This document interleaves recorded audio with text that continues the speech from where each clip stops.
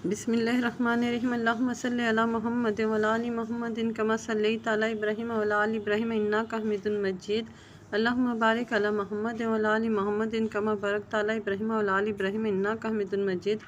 अस्सलाम वालेकुम प्यारे व्यूअर्स, माही फूड सीकर में एक बार फिर आप सबको खुशामदीद कहा जाता है। स्क्रीन पे आपको यहाँ पे अदरक का एक टुकड़ा नज़र आ रहा है जो कि हमने तकरीबन 200 की ली है।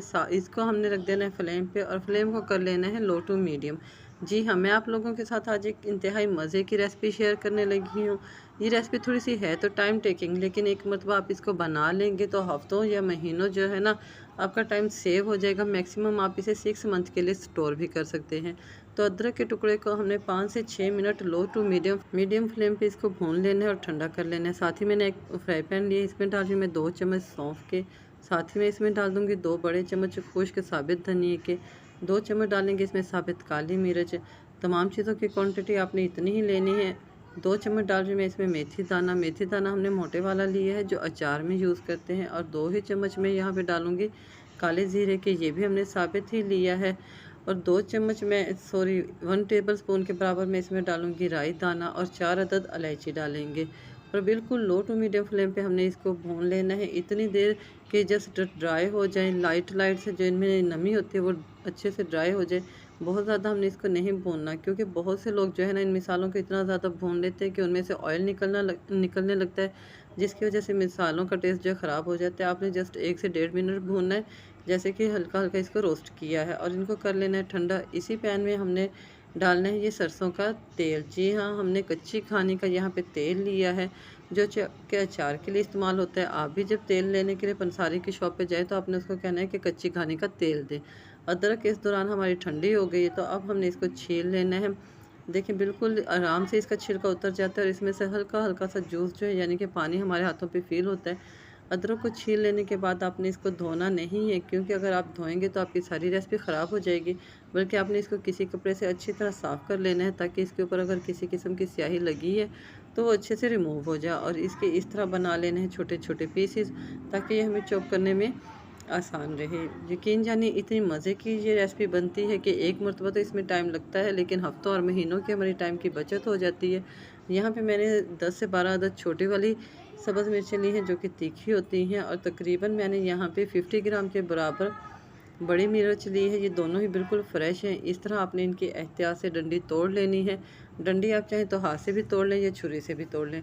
और तमाम मिर्चों के बीच में हमने इस तरह कट लगाते हुए इनको चेक कर लेना है, ताकि कोई भी मिर्च अंदर से ख़राब नहीं निकले।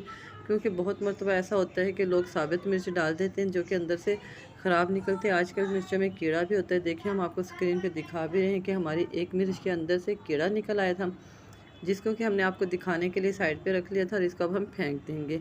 यहाँ पे मैं ले रही हूँ एक कुंडी, जो कि पहले दौर में तो बहुत ज़्यादा यूज़ होती थी, लेकिन आजकल लोग चॉपर वगैरह यूज़ करते हैं। लेकिन ये रेसिपी जो है ना, अगर आप कुंडी में बनाएंगे तो बहुत मज़े की बनेगी। ये पत्थर की कुंडी होती है, इसमें चीज़ें पीस भी जल्दी जाती हैं। इनकी मोटी मोटी दरदरी हम इनको पीसना चाहें तो बहुत जल्दी पीस जाते हैं।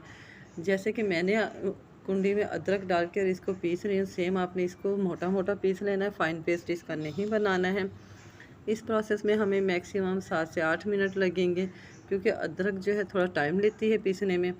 तो अदरक को पीस के हमने साफ़ करके एक प्लेट में निकाल लेना है, ताकि हम इसी कुंडी में वो वाली सब्ज़ मिर्चें पीस सकें जो कि हमने आपको स्टार्ट में दिखाया था।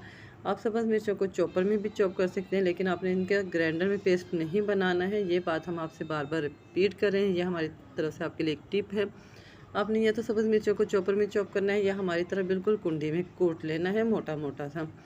इस प्रोसेस में भी हमें तकरीबन 7 से 8 मिनट लगे हैं। और बहुत एहतियात से आपने मिर्चों को कूटना है, क्योंकि इसके जो बीज है ना वो उछलते हुए आँख पे या चेहरे पे भी लग सकते हैं, जिससे कि जलन होगी। तो आपने इंतहाई एहतियात से ये काम करना है। साथ ही हम यहाँ पे कुटी हुई मिर्चों में वो अदरक डाल रहे हैं जो कि हमने फ्राई भून के और मोटी मोटी कूट के साइड पे रख ली थी। तो इन दोनों चीज़ों को हमने 1 मिनट के लिए कूट लेना, ताकि अच्छा सा वेलकम बाइन हो जाए, लेकिन इनका पेस्ट बिल्कुल नहीं बनाना। देखिए माशाल्लाह से हमारी तमाम चीज़ें जो है ना अच्छे से कूट गई हैं। तो अब चलते हैं हम अपनी रेसिपी के नेक्स्ट स्टेप की तरफ। ये वो तमाम इन मिसालें हैं जिनको हमने रोस्ट किया था और ठंडा होने पे हमने इनको दरदरा कूट लिया। इनका भी फाइन पेस्ट नहीं बनाना। साथ ही यहाँ पे मैंने एक अदद बाउल लिया है और इस दौरान मेरी लाइट चली गई थी, जिसकी वजह से हमें मोबाइल की लाइट यूज़ करनी पड़ी है। तो थोड़ा सा जो है ना ब्राइटनेस में फ़र्क आ गया है। तो तमाम मिर्चों को और अदरक को एक बाउल में डाल दिया। साथ ही हमने भुने मसाले डाल दिए हैं। हाफ़ टेबल स्पून के बराबर मैंने इसमें हल्दी डाली है।